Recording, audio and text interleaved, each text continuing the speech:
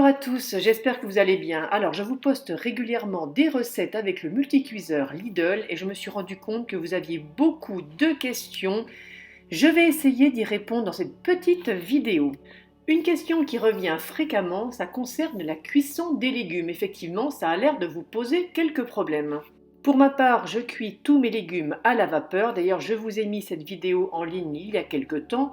Je pose ma grille au fond de la cuve sur un fond d'eau, je mets du sel, je pose les pommes de terre, je ferme ensuite le multicuiseur, j'engage la soupape et je les cuis entre 10 et 14 minutes en fonction de la grosseur. Pour les autres légumes, j'applique la technique de cuisson du Thermomix. Je fais pareil, je mets de l'eau dans le fond, la grille, je mune papier sulfurisé que je passe sous l'eau, que je chiffonne. Pour le brocoli, je le mets en entier, je le sale par-dessus et c'est pareil, je le cuis en une seule pièce. Les petits pois, même principe, une feuille de papier sulfurisé, froissée et mouillée. En fait, je fais le même principe avec tous les légumes. Pour les grosses pièces, comme le chou-fleur qui se tiennent bien, on n'est pas obligé de mettre le papier sulfurisé. Si je le fais en entier, je le pose juste sur la grille. Si je le mets en bouquet, je mets ma petite feuille de papier sulfurisé encore. Voilà, j'espère que ça aura répondu à vos questions sur les légumes. Sur la chaîne, vous trouverez également la cuisson des pâtes et du riz. Autre question qui revient fréquemment, la soupape. Vous avez du mal à savoir quand est-ce qu'elle est enclenchée ou pas. Votre bouton de soupape, il est brillant en haut et il est mat en bas. Si vous voyez la partie mat, c'est que votre soupape est engagée, que la cuisson se fait sous pression. C'était un peu rapide, mais voilà, il fallait quand même le préciser. Le nettoyage, ça aussi c'est une question qui revient souvent. Alors là, c'est peut-être pas flagrant sur la vidéo, mais j'ai fait plusieurs cuissons sans le nettoyer à l'extérieur, ni le couvercle pour vraiment bien le nettoyer. Là, j'avais cuit des brocolis, il me restait donc l'eau de cuisson dans le fond. Il y a beaucoup de boulot à faire sur ce multicuiseur. À l'extérieur, on a aussi le petit réservoir qui récupère l'eau de cuisson à l'extérieur, la condensation. Donc naturellement, on vide l'intérieur sans surprise.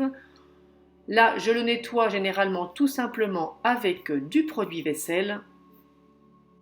À savoir que dans le multicuiseur, je cuis tout, que ce soit les potages, les viandes, les légumes, j'ai même fait des gâteaux, j'ai fait le riz au lait et quant à présent, je n'ai jamais eu aucun souci pour le nettoyer. Alors généralement, je m'arrête là dans le nettoyage du multicuiseur, c'est le nettoyage que je fais de façon classique, mais il reste dans le fond, vous allez voir quand je vais verser de l'eau, il reste parfois quelques petites taches de calcaire, je ne sais pas exactement ce que c'est. Donc de temps à autre, je poursuis le nettoyage, je mets un fond d'eau, je mets du vinaigre blanc, des rondelles de citron vert parce que là, je n'avais plus de jaune et je mets en route le multicuiseur, donc j'enclenche ma soupape, vous voyez, on voit la petite partie opaque en bas, je prends le programme légumes vapeur, j'augmente la cuisson sur fort et je mets en route pour 5 minutes.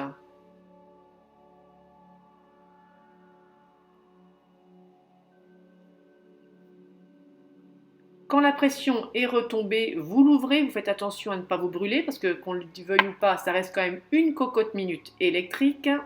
Je vide donc l'eau, j'évacue les citrons et là je le renettoie une fois. Cette fois-ci, là j'avais encore du produit vaisselle sur l'éponge, mais sinon je n'en utilise pas. Et vous allez voir vraiment qu'une fois que c'est rincé et que vous avez passé le chiffon, il revient comme neuf, il n'y a plus aucune trace de nulle part.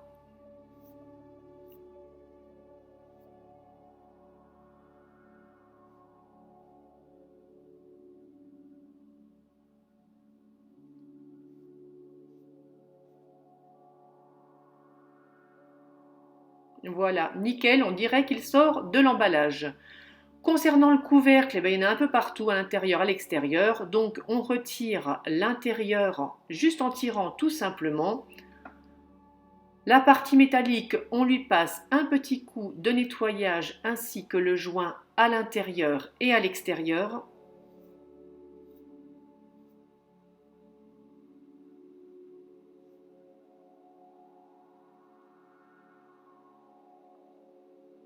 Bon, honnêtement, là, je vous montre le grand nettoyage. Je vous rassure, je ne fais pas ça à chaque cuisson. Mais je surveille quand même bien l'intérieur de mon joint tout simplement pour ne pas avoir de problème. Vous faites donc de temps à autre bien l'intérieur du joint et l'extérieur. Ne le faites pas avec la partie abrasive de l'éponge, ce n'est pas nécessaire de l'abîmer.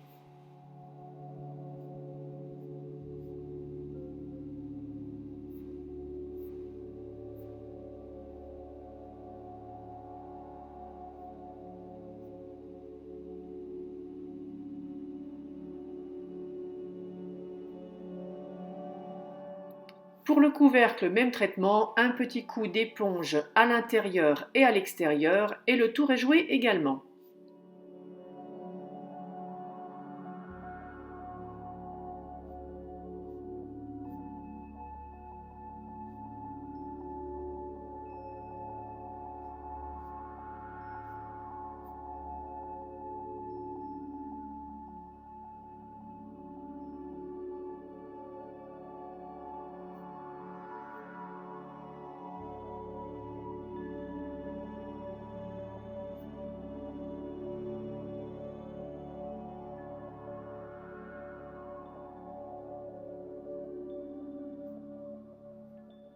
Voilà, tout beau tout propre, prêt à resservir. Le joint, on le remonte, on le remet autour de l'armature en métal et on le remboîte, tout simplement à l'intérieur du couvercle.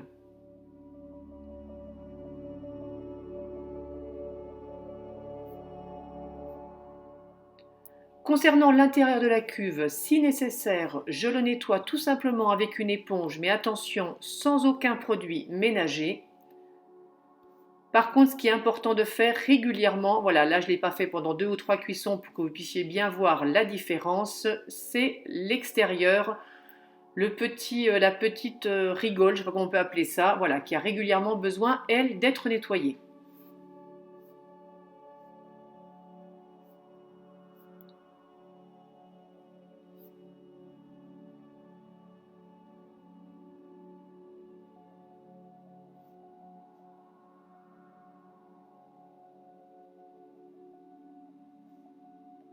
Le réservoir d'eau, lui, il n'y en a pas systématiquement à l'intérieur. Là, il y en avait. On le retire tout simplement en le sortant des rails.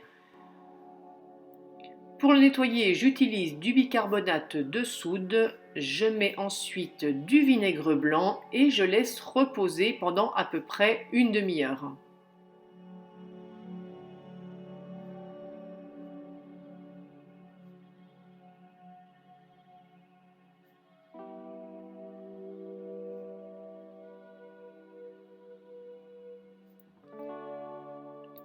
Le bicarbonate fait le travail pour nous, il ne reste plus qu'à le rincer, à l'essuyer et à le remettre en place.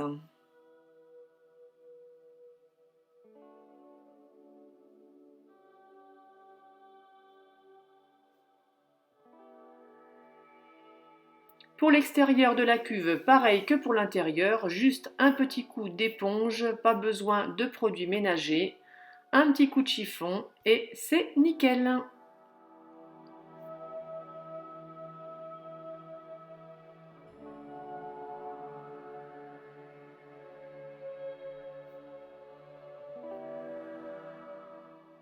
Je reviens encore une fois sur la soupape parce qu'effectivement, elle vous pose vraiment beaucoup de problèmes. Là, la soupape est engagée puisque vous voyez ce petit disque opaque en bas.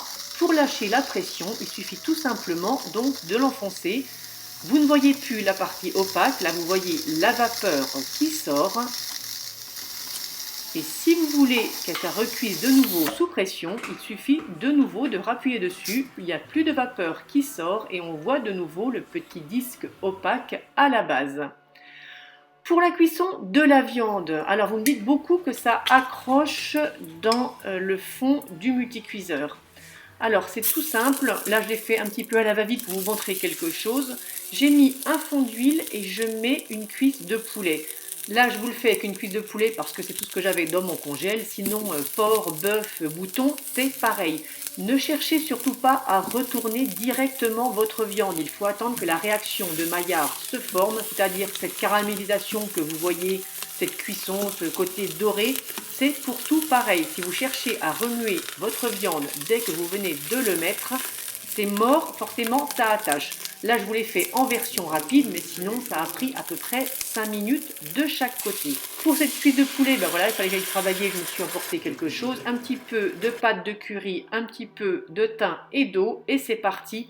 Pensez au multicuiseur à toujours réduire vos quantités de liquide, surtout c'est très important pour avoir de bonnes sauces. Voilà mes loulous, écoutez, j'ai essayé de répondre à plusieurs de vos questions. N'hésitez pas si vous avez besoin d'autres précisions, s'il y a d'autres choses que vous avez envie de savoir, mettez-le moi dans les commentaires que je puisse vous trouver une solution. J'espère que ce format de vidéo vous aura plu. Je vous dis à très vite pour une prochaine recette et en attendant, je vous fais de gros bisous sucrés à tous.